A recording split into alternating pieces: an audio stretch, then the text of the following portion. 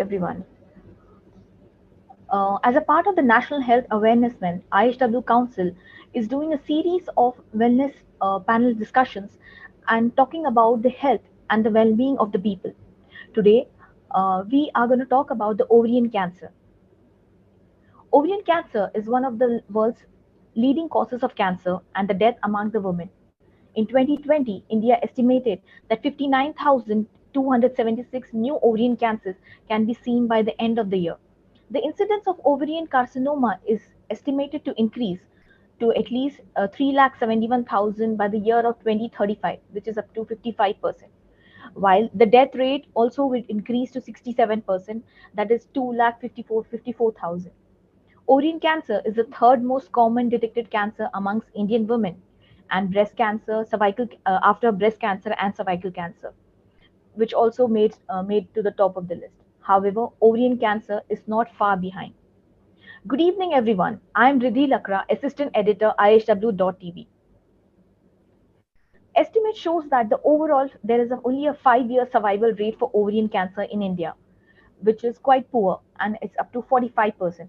One of the main reasons for such low rates against this cancer is the fact that diagnosis of ovarian cancer is made only during the advanced stages of the diseases. 56% of the diagnosis of the ovarian cancer are made only in the later stage, that is up in the stage 3 and the stage 4 of the cancer.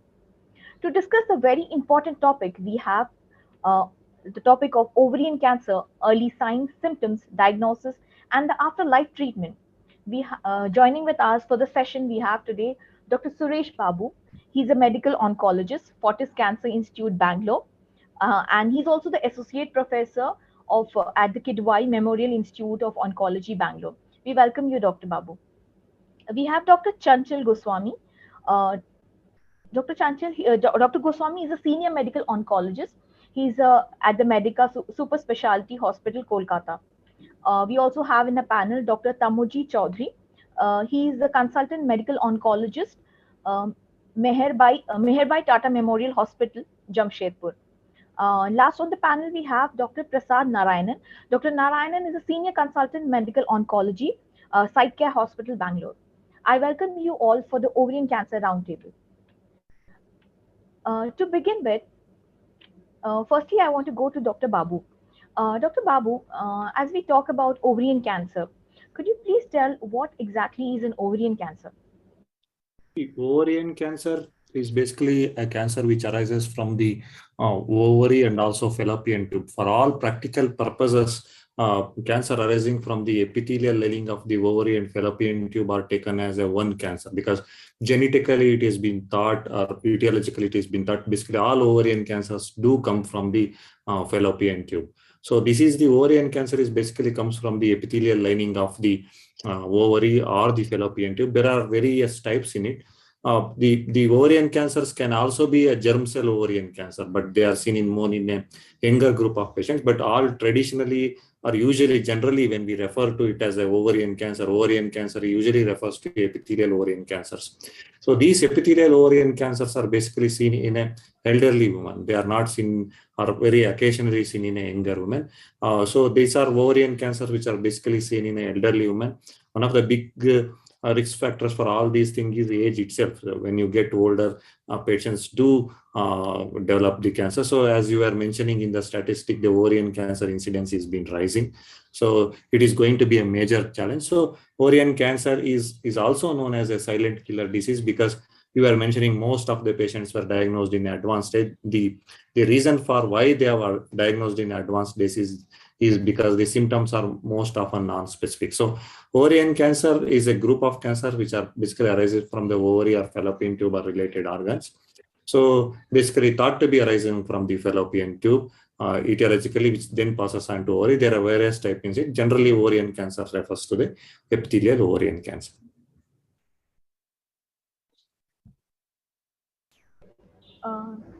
Thank you, Dr. Babu.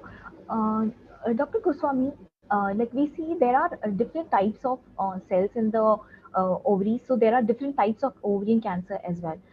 Could you also take us upon that, like how are those different from the each other? Well, as Dr. Babu has already mentioned, there is a section of ovarian cancers which are usually called germ cell tumor, which are completely a different type of cancer and usually seen in young adolescent women. These are called germ cell tumors or dysgerminoma, which has a high curable propensity. And so they are entirely different tumor and arises from the germ cells of ovarian. There are other varieties of rare varieties of ovarian cancer like the sex cord stromal tumors, which are the theca tumors and the sex cord stromal tumors. Again, a small variety of tumor which are treated differently and they are not the normal garden variety of ovarian cancer. But as our previous speaker has said, the majority, 90% of ovarian cancers, or the essential part of ovarian cancers, what we mean by ovarian cancer is the epithelial ovarian cancers, which can be a variety of ovarian cancers, the papillary serous cystadenocarcinomas, the mucinous cystadenocarcinomas. There can be clear cell carcinomas and so many other varieties of cancer. But essentially, the endometrioid variety of cancers, essentially they have differences in their way they develop and way they are treated, the way they can be prognosis can be made. But essentially, all these are grouped together as epithelial ovarian cancers and are treated alike. And as Dr. Babu has said, they originate either from the ovary or from the fallopian tube, and they can also originate from without any tumor in the ovary and fallopian tube, or maybe once hysterectomy has been done, the ovary has been removed, it can also develop there, which is called primary peritoneal carcinoma, which is also falls in the same group and they are treated alike. So these are the multiple varieties, and of course rare varieties like sarcomas and all, but which are not, I believe, the part of our discussion. When we talk of ovarian cancer, we mean epithelial ovarian cancer, which we call the garden variety of Thank you, Dr. Goswami. Dr. Chaudhary, I want to come and ask to you, as Dr. Babu was mentioning, ovarian cancer is elderly diseases.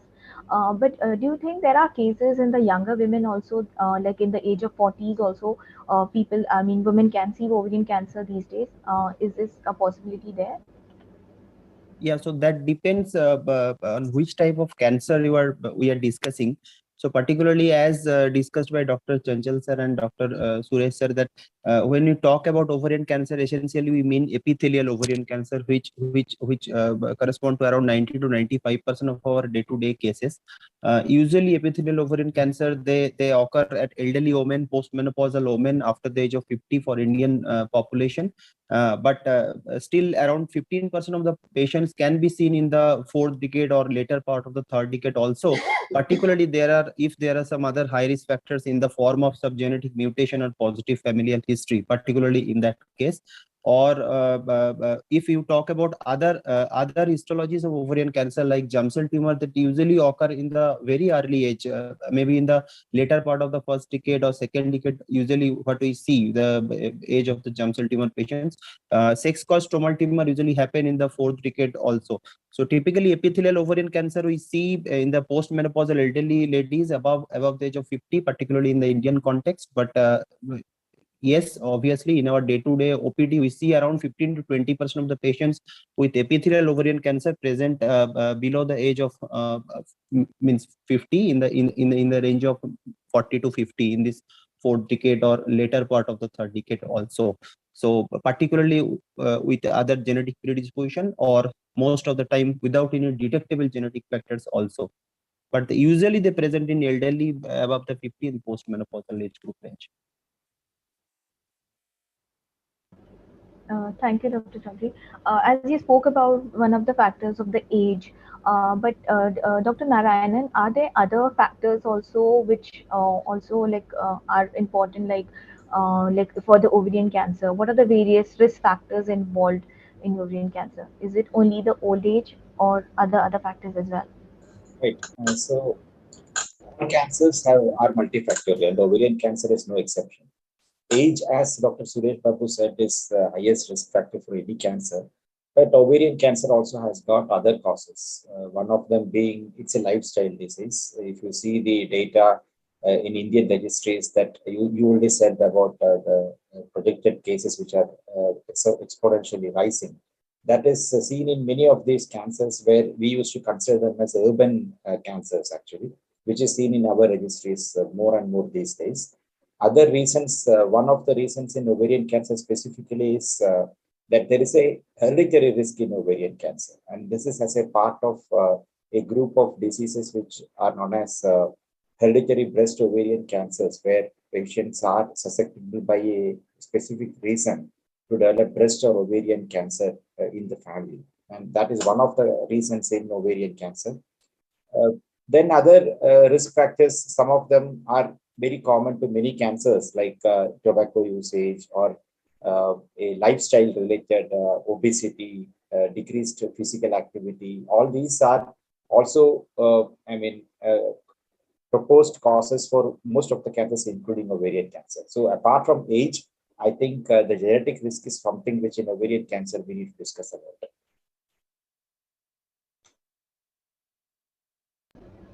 about. Thank you, Dr. Narayan. I want to come to the next part of it, coming to the early detection.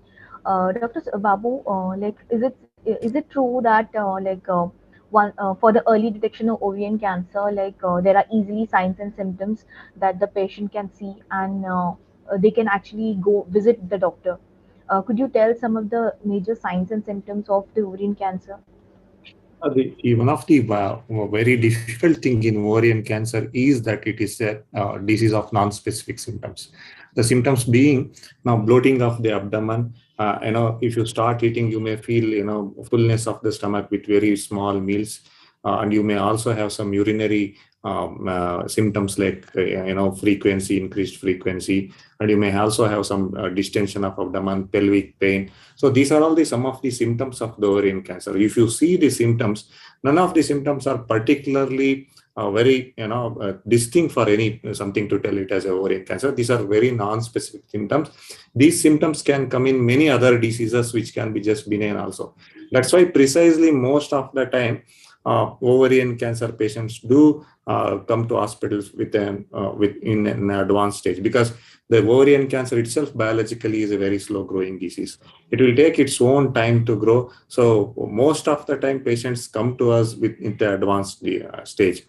The early stage detection most often happens like accidentally. The patient would have gone for evaluation of something and they found a mass in the pelvis and they found that is the where. So, but usually what the suggestion is that genetically, if patient is prone for ovarian cancer or they have a very strong family history or any etiological factors are very quite strong. So more than if any elderly woman coming with any of these non-specific symptoms which are persisting, like bloating of abdomen, fullness after having a small meals, urinary symptoms frequency. So it's better to get evaluated so that we will have an idea whether patient is having any ovarian cancer or not.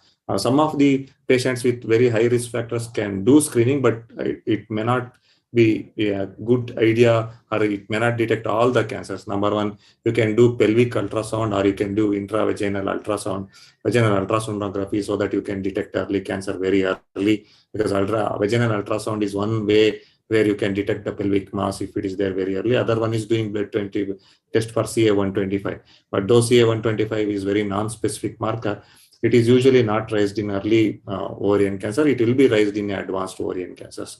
So any elderly patient, any patient with a very strong family history having these non-specific symptoms, when they do have, it's better to seek the advice of the doctor so that the disease can be detected early. Thank you, Dr. Babu. Dr. Goswami, to add on to Dr. Babu's question, is it true that only about 20% of the ovarian cancers are found in the early stages, and can it be found more early, and maybe during the regular checkup, as he was telling that women are diagnosed during their regular checkup, but it's always not found. But are there any alternatives? The women should be aware that these are the symptoms, and they should actually go for a regular checkup, and maybe it can be detected early. Well, as Dr. Babu has said, since the symptoms are very non-specific and the disease is a very silent disease, there is no specific screening tests for ovarian cancer worldwide. And screening for ovarian cancer has not been successful the way it has been successful for cervical cancer or breast cancer, or for that matter, head and neck cancer in our. So, or for colonic cancer or prostate cancer and so on and so forth. So ovarian cancer screening do not exist in particular, and it is not a part of any recommendation of cancer screening as well. Now, coming to early detection of ovarian cancer, I think it is more of a diagnosis by chance or an incidental diagnosis. See, and most of the time, it is the gynecologist which orders an ultrasound or a part of a health checkup ultrasound which accidentally detects an ovarian mass. And majority of the time, the patient do not know that there is a mass or do not have a symptom unless and until some odd patients may have been investigated for abnormal vaginal bleeding, which is quite rare. So ovarian cancer detection in early stage is essentially by chance and by luck, and you have gone for some testing for some other ailments, and you have got detected by as suffering from a mass in the ovary, and mind you, in detecting ovarian cancer, early stage ovarian cancer is also very difficult. It is not so easy to detect in early stage ovarian cancer. Whereas advanced ovarian cancer, as has already been mentioned, presents a myriad of symptoms and mostly non-specific gastrointestinal symptoms. And that's the reason the majority of the time in any big cancer hospital or any big general hospital, they usually present in the gastrointestinal department and then get detected and then automatically referred to the oncology or the gynecologist. They primarily do not present to the gynecological or the obstetrics department. They present to the GI department. And because the symptoms are mostly gastrointestinal, they usually get an ultrasound followed by a CT scan, and that's how they are most of the time detected. And majority of them are detected with fluid in the tummy, which is called ascites in medical term, where the abdomen gets bloated and you have got free fluid in the abdomen. And then you start investigation and you get detected as ovarian cancer. So that's how it is detected in almost majority of the cases. And that is not only for India, it is universal. Worldwide, that is the norm.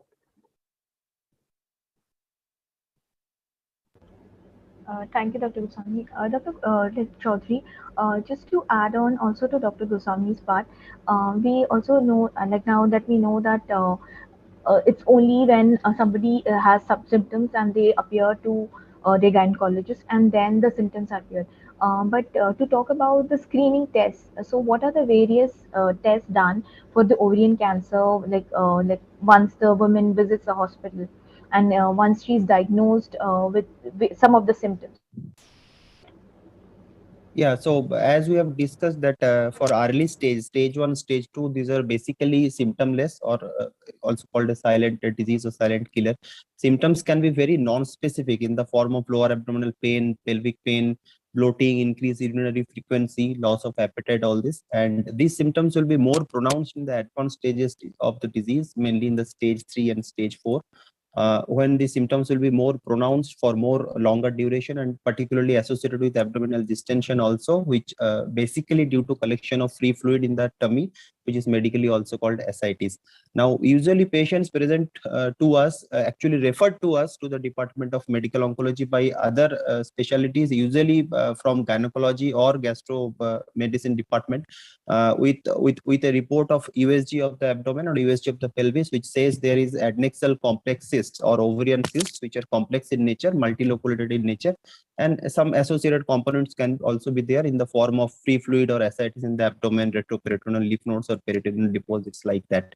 So usually they refer to us with this report, and after that, what we do is we advise the few routine tests like organ function tests, routine hemoglobin, TLC, all these tests, and few disease specific tests to rule out to confirm the disease, confirm the malignancy, and second thing to detect the stage of the disease. So usually we do serum CA-125, which is a marker of ovarian cancer, not a very specific marker, particularly for early stages, but around 70 to 80% of the advanced ovarian cancer patients present in our country with raised CA-125 level. Associated with that, we do serum CEA and CA-99. These two are other blood parameters which can be sometimes raised in some different type of epithelial ovarian malignancies, particularly mucinous ovarian tumors. So we do also them. Other organ functions we do. And in terms of radiology, what usually we do for a ultrasonographic suspected RLE disease, we do MRI of the whole abdomen and pelvis. For advanced stage disease, usually do CCT of the thorax, abdomen and pelvis. So which will tell the disease is limited to the ovary in the form of a complex adnexal sol, or there may be spread beyond the ovary. Spread beyond the ovary can be in the form of either beyond the ovary but within the true pelvis. So there may be deposits over uterus or fallopian tube, or there may be spread beyond true pelvis in the form of collection of the fluid in the abdomen, retroperitoneal lymph nodes, peritoneal deposits, omental deposits, or there may be supradiaphragmatic lymph node when the disease spread beyond the true abdomen in the mediastinum, in the thorax, in the form of either pleural effusions or lung mets, or mediastinal or supraclavicular lymphadenopathy. So that gives an idea about the loco-regional and distant spread of the disease. And after that, if it is a very early stage disease, radiologically suspected, limited to the ovary and maybe limited to the pelvis, then it is always preferable to go staging laparotomy to begin with TH, means resection of the ovary, fallopian tubes, and plus minus of the whole uterus depending on the age of the patient, and associated with that few lymph node dissection of the abdomen for proper staging. This is called staging laparotomy. But for advanced stage of the disease, when there is free fluid in the abdomen or peritoneal deposits or liver lesions are always there, so usually we don't do surgery. We confirm the disease histopathologically by doing either biopsy, preferably biopsy from that metastatic disease site, and we confirm the histology. And as per the present guidelines, we have to do along with histology few other genetic tests also at the very beginning, and then we decide regarding whether the patient requires some form of chemotherapy before going to proper surgery or not. So all these decisions should be taken. So few blood tests including CA-125, CEA, CA-99, few radiological tests for early stage disease, preferably MRI of the abdomen, whole abdomen. For advanced stage disease, usually CT, thorax, abdomen and pelvis, and along with that biopsy with few genetic tests, particularly for advanced stage disease, and upfront staging laparotomy for early stage disease. That is how we usually manage. Thank you, Dr. Chaudhuri. Dr. Narayanan, as Doctor mentioned about the staging, if you could tell how important is staging in terms of an ovarian cancer, and in the layman terms, a lot of people hear us at the hospital that this person has at this stage of cancer. So could you explain that? Yeah. So you mentioned about the poor outcomes in ovarian cancer in general, and the 5-year survival overall, if you take, is around 45%. Now, this is a spectrum actually. The 5-year survival in stage 1 or stage 2 ovarian cancers could be as much as 80 to 90%.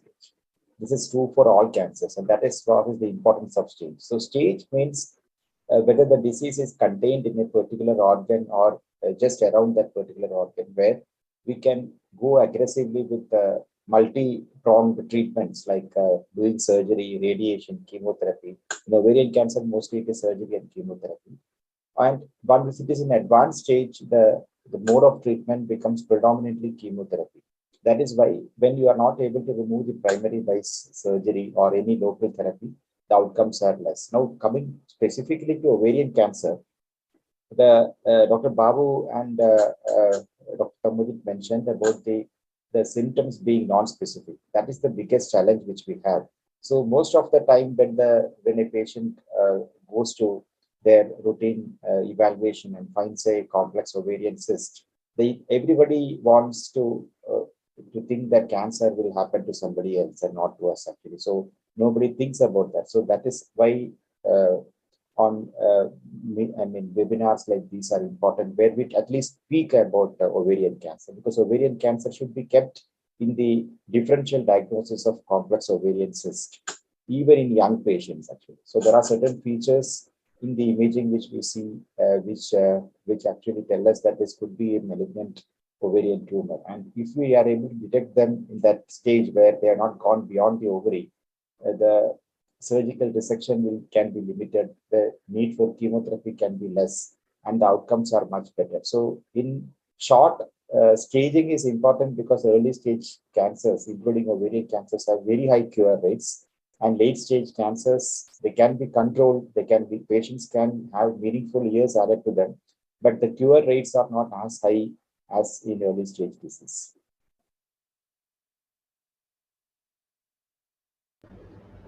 Thank you, Dr. Narayanan. Dr. Babu, I want to come and ask you, like, as we see, there are a lot of people around India, like, as we mentioned that there is no much awareness, maybe that is one of the reason.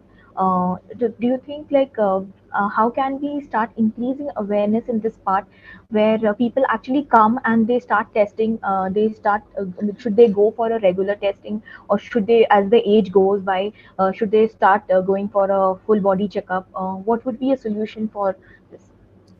The solution for detecting is, as you rightly told, after a certain age, it's better to get screened for the cancers. Ovary is one of the cancers. There are also other cancers which are very important, especially in women in India. We know that there are top 3 to 4 cancers which are like breast, cervical, and ovary are very important cancers. So screening to be done for a cancers which are more common, because then only screening going to work out. So to make aware about the fact is that you must tell them that the detection of ovary in early stage, if you do, then the cure rate are much higher and the quality of life is going to be much better. You have to keep that in, keep the people to understand. So to make them aware, we can do it because we have many of the health center, like community health center, primary health center, who cater to, periphery of the each village in this country. So it's very important the health person or a healthcare workers who have been working at the ground level in this country is aware of about all these things. So they can reach to the very, very common people. See, in a forum like this or anything, we cater to more elite class. We speak to more of these things. So we will never reach to the women or somebody who are working in a ground level and a village level, which is very, very important. So to keep them and all, it's very important that we involve the healthcare system of this country, especially the IAs, healthcare workers who work in the very periphery. So they must have a knowledge about the ovarian and breast cancers and those symptoms and all those things. They must tell when they go to, they have a policy of visiting each and home once in 2 to 3 months. So when they go and meet them, they must tell them that regarding the ovarian and breast cancer, especially about the symptoms and signs of anything of the ovarian and breast cancer, and tell them that if you find such any symptoms or anything, you better come to the hospital and seek the doctor advice. Of course, by media or any other newspapers or any other very medias, we can reach to other population who are access to all these facilities. So it's very important that you make aware of the health fraternity, especially the doctors, healthcare workers, and all associated people working in the periphery know about this cancer and what are the signs and symptoms and how to detect it early. If they have this knowledge, I think we can increase the awareness much more in this country. Thank you, Dr. Babu. Dr. Babu, you mentioned about the fact that a lot of people, like sitting in the city, get access to this information, but whereas the rural India doesn't. I just want to ask Dr. Goswami, like, is there a thing that, like I live in a city, so if I have some issues, I walk into a hospital with my symptoms. Whereas in a village, is it possible to, like it today, is it possible that the diagnosis process can be changed, the process, as the process change, or how is it like, or is it one of the reason of the later detection of the ovarian cancer? Well, I think there are two faces of this problem. One is as such awareness and prioritizing disease. I think in the urban population, the awareness about disease is much more than village population, number one. Number two is prioritizing. I think urban population prioritizes health much more, whereas village population do not prioritize health that way. There are other reasons as well, because availability of healthcare. I think the way urban populations have amenities available at their doorstep, the village population certainly do not have it in India. They have to go miles for getting to a decent healthcare facility or a healthcare facility which is well equipped. So these are the two various major problems as far as urban and rural population is concerned. The other thing is that to get any healthcare facility or screening, as far as since we are talking about screening and awareness, if the screening modalities, any screening modalities has to be available and made available free of cost, and then only people will come forward to get themselves screened. Because mind you, you are screening a person who doesn't have any symptoms. So why should you, even me as a normal person, if my friend asks me to go to a doctor tomorrow and get myself checked up, if I don't have a problem, why should I go? Why should I bother? Same holds true for anybody. So screening has to be something which has to be energized. It has to be a community-based practice, and it has to be very, very proactive. So you need to the healthcare workers and the social workers need to go at every doorstep. I think the bigger problem for village women is not ovarian cancer. It is malnutrition, mortality, pregnancy-related mortality, infant mortality, tuberculosis. These are more problems for village women than ovarian cancer. Ovarian cancer would be a luxury to them. Rather cervical cancer may be a priority, and you can go for a screening program for cervical cancer, and there you might accidentally detect an ovarian cancer. Ovarian cancer is something which village population is completely disinterested with. They are not at all aware, or they may not be interested in ovarian cancer. So I think we need to target population where we, and of course, the incidence of ovarian cancer in the village population would be much less than a cervical cancer detection rate. So I think this has to be prioritized. And as we have already said, that there are no standard screening program for ovarian cancer. I think doing that would be foolhardy. Rather, we should look at other health aspects which are a common problem for village population and start doing that on a community practice, medicine level practice, and maybe accidentally pick up ovarian cancer. But what you can do when you can get those group and the community practice of medicine is being done, you can make them aware about other diseases like ovarian cancer, so they can be more aware, and thereby you can spread the education. That's what you can do. But I think detecting ovarian cancer will not be cost effective in village population going through those steps and trying and investigating. Yes, doctor, that would be like a really a good like option for the villagers as well, and it would actually find out like more number of people, and as you said, the cost of it would not be much. Dr. Chaudhary, I want to come and ask to you, overall in India today, what is the scenario of ovarian cancer, the testing and the screening process, and the entire diagnosis and the treatment process? Is it well to do, like, and people like while we are speaking about this awareness to know about the signs and symptoms? So, are the treatment easily available throughout in India? What is the scenario? So as we have discussed that there are no screening tests which is successful for early detection of ovarian cancer. Symptoms are very non-specific, awareness is very low. And so data regarding our country is around 70 to 80% of the patient presents, particularly with epithelial ovarian cancer, in advanced stages, either in stage 3 or stage 4. The only problem is stage 3 and stage 4, the 5-year survival rate is not more than 20 to 25%. And around 70% of stage 3, stage 4 patients will recur within 3 years of first line of therapy in the form of chemotherapy and surgery.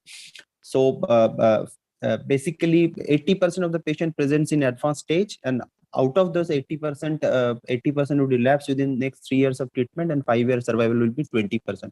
So that all those information actually highlight the graveness of this disease, and the scenario is very similar in our country, which along with other surrounding countries also.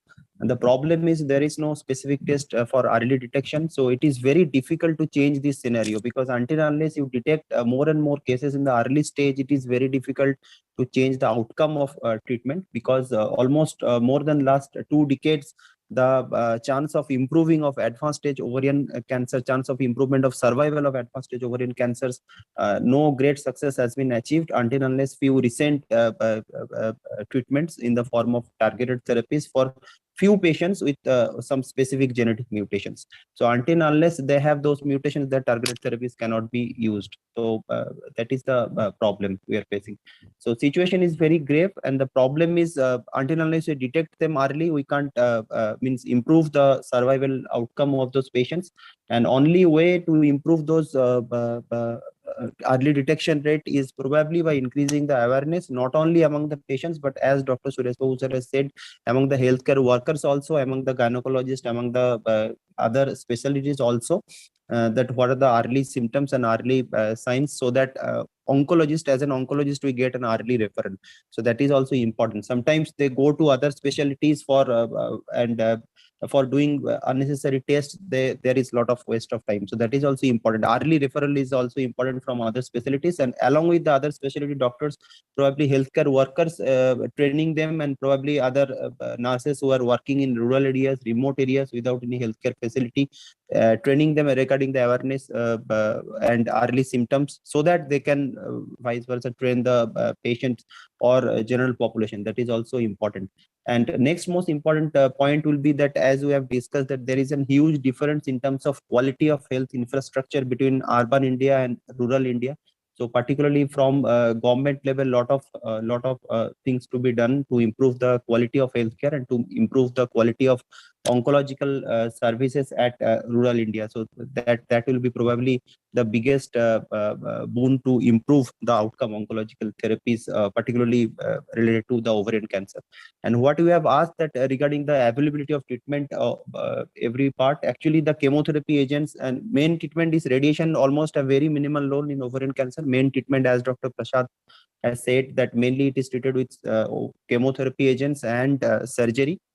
So regarding the chemo agents, most of the part, the chemotherapy drugs used like paclitaxel, carboplatin, gemcitabine, liposomal doxorubicin, all these, the availability is not an issue. Any standard oncological center, these drugs are available and can be offered to the patients also. And there are some role of genetically targeted therapies also in the form of oraparib for few particular genetically mutated ovarian cancers, particularly with BRC mutation on HRD positive patients. So these tests, specific therapies are very costly. That is the issue. So probably in the coming years, when the cost of those therapies will come down, the penetration of those agents to pan India will be more. But as of now, in any standard oncological center, proper treatment of ovarian cancer can be given, but there is a need to improve the oncological health infrastructure in rural India also. So that is the end point. Thank you, Dr. Chaudhuri. You have highlighted a very important point that, and earlier Dr. Prasad, Dr. Babu also spoken about that we need to improve our health system in terms of educating our healthcare workers and healthcare providers as well in a lower level. That there might be more testing in the their level, and then they do the referral as early as possible.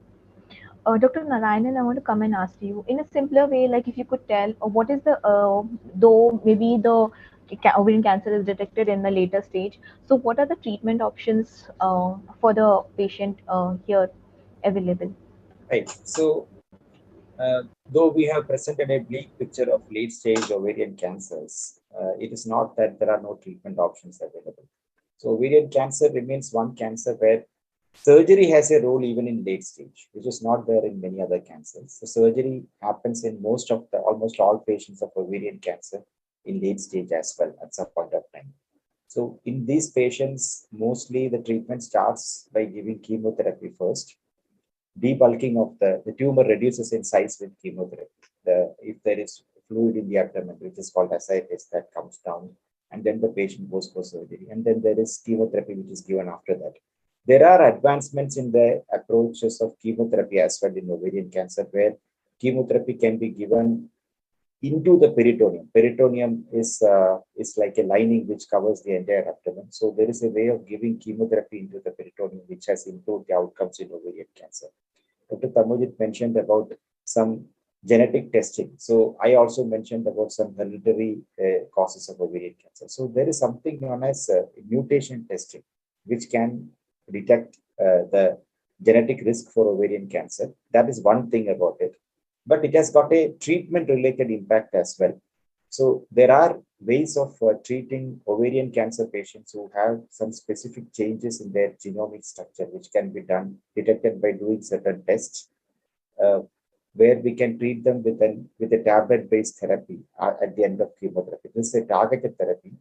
These were all in theory maybe 5 years back, but it is not like that now. We are all treating patients with ovarian cancer in our daily basis with these treatments. And there are also some advanced treatments like targeted therapy, which are medications which act specifically in some of the cancers where some of the targeted therapies are used in ovarian cancer as well.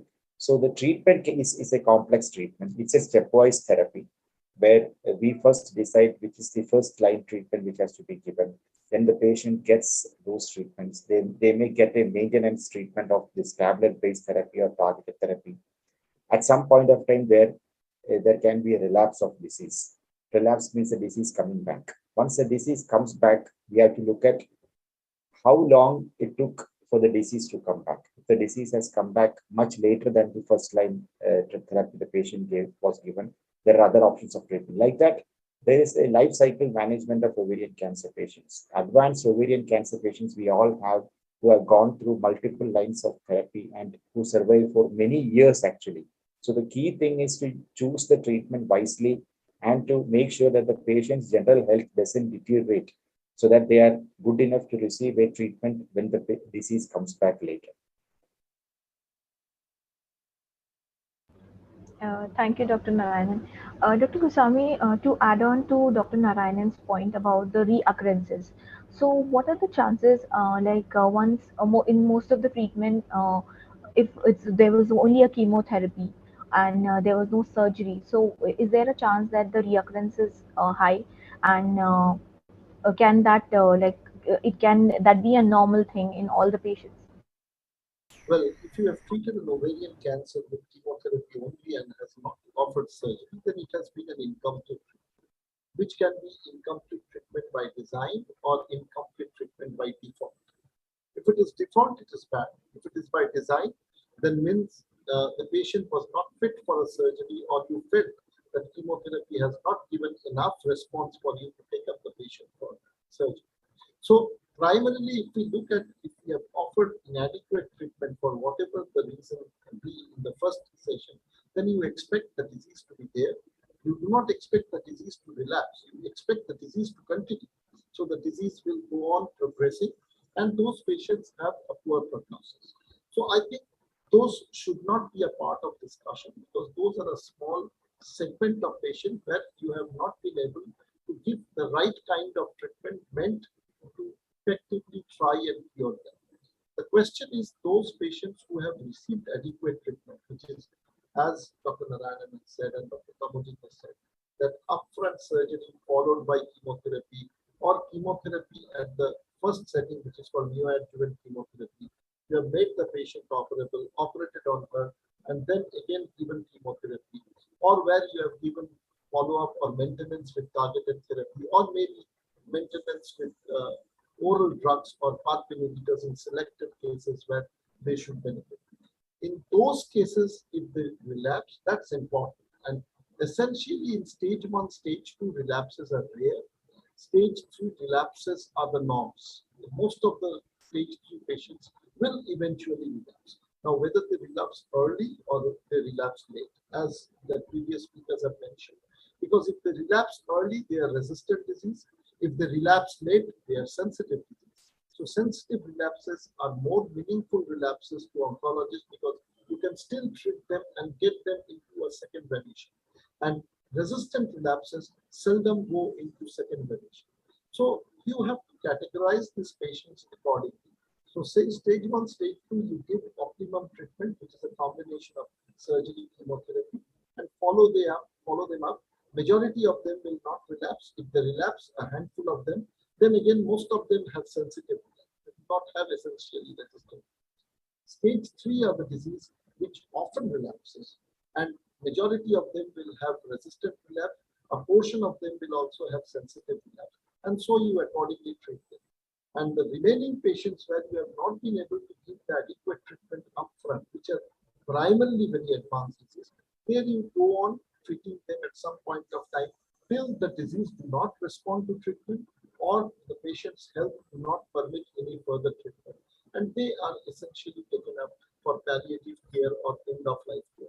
Because the worst possible thing for an ovarian cancer to happen is developed intestinal obstruction, which majority of the time in advanced cases do happen at the later stage of their life, where they cannot be offered any meaningful treatment, and only quality palliative care can give them some.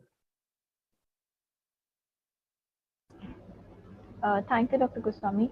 Uh, to add on to this, like how can one lower the risk of ovarian cancer and the entire maybe the next coming back? Should one start living a healthy lifestyle, and also should we like do a follow up checkups on this? Uh, Dr. Chaudhuri.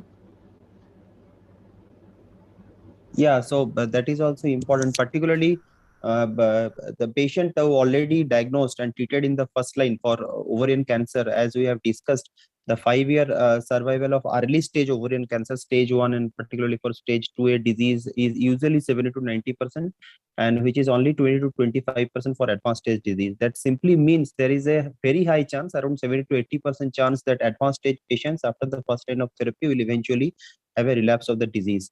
To prevent this relapse, uh, more frequent follow-up every 3 monthly ultrasonography and CA125, all these tests are usually done. These are advised by doctors. But from a patient perspective, what they can do, they can modify their lifestyle. Like particularly, we know that obesity is associated with a high risk for ovarian cancer and high chance of relapse. So maintaining a good healthy lifestyle, a good healthy dietary habit, and an exercise regimen to avoid obesity, all these things are important. Along with that, after the first line therapy, there is a lot of residual toxicity due to chemotherapy in terms of neurological toxicity, neuropathy, and in terms of fatigue, which means easy fatigability by doing day-to-day activities, and which is very difficult to treat. So for this treatment-related fatigue, which is very difficult to manage from our side, also from patient perspectives, their day-to-day activities, their social life, all these things are important. So maintaining a healthy lifestyle, healthy habit, good social life, good interaction with other peer fellows, these are all important from the patient perspective, to maintain a good physical and mental balance of them. Because from the treatment perspectives, if they just follow the advice from a good oncologist regarding the follow-up, regarding the test to be done, that is enough from them. But from their perspective, how they modify, how they cope with this post treatment fatigue or anxiety of relapse of the disease, these things are also very important for maintaining a good quality of life from for them. So that is also important. So we usually counsel during our OPT visits to patients how to maintain a healthy lifestyle and how to cope with the fatigue and anxiety from their perspective. But from their means point of view, it is very important to have a good maintain a good healthy lifestyle and good mental well-being also by any means. So that is important. Yes, Dr. Chaudhary, thank you so much. Dr. Narayanan, I want to come and ask to you, like, is it true that the survivors of ovarian cancer can get any other type of second cancer in case, it is there is a high risk? To answer in one line, no, actually. So ovarian cancer or ovarian cancer treatment doesn't put you at risk to develop other cancers. But see, there are certain things which are not impossible in oncology. For example, ovary can be a site of metastasis from other cancers. That is called Grubenberg's disease. Like patients can have a tumor in the stomach or other upper part of the GI tract, and they may develop the metastasis in the ovary. So all cancers which happen in the ovary are not the cancers which primarily come from the ovary. Breast cancer can metastasize to ovary. So ovary can be a site of cancers spreading from other cancers actually. Then treatment for ovarian cancers involving multiple lines of chemotherapy very rarely can cause some late cancers, but mostly in advanced ovarian cancers where we are talking about multiple lines of chemotherapy, the patients usually succumb to that disease itself. So a secondary cancer arising out of ovarian cancer or ovarian cancer treatment is not common. As we come to the end of the session, we would like to come up with our closing remarks on the entire our process of the early detection and the diagnosis process of ovarian cancer. Dr. Goswami, I want to start with you. Well, as we have learned that ovarian cancer is a silent disease and usually detected in advanced stages, I think awareness for ovarian cancer is very common. What we have not touched essentially that there is a familial side to ovarian cancer. So 15% of ovarian cancers can happen in families of with ovarian cancer and breast cancer. And so genetic mutation testing, which has been highlighted briefly during the discussion, like BRCA1 and BRCA2 mutation and HRD mutation, these are important because apart from the patient itself or the index patient in the family, one need to know whether there are other harbingers of this genetic mutation in the family, in which cases ovarian cancer can be prevented. So I think that is a part of major discussion and genetic counseling for those family members who are having the BRCA mutation is very important. The treatment of ovarian cancer has come of age, and with modern chemotherapy, targeted therapy, and extensive surgery, and there are other special types of surgical exercise like the high take and all. So many of these ovarian cancers can have long-term cure, but advanced cancer also remains a challenging issue at this point of time. But with modern treatment, I think they are living longer and they will go on living longer as an more we understand the biology of the disease and identify new genetic mutations. I think we will do a great job as far as ovarian cancer is concerned. Thank you, Dr. Goswami. Dr. Chaudhuri, your closing remarks. Yeah, so from patient perspectives, knowing the early symptoms, although they can be very non-specific, is very important. Symptoms in the form of lower abdominal or pelvic pain, increased urinary frequency, abdominal bloating or abdominal distension, loss of appetite, loss of weight. These are very important to know.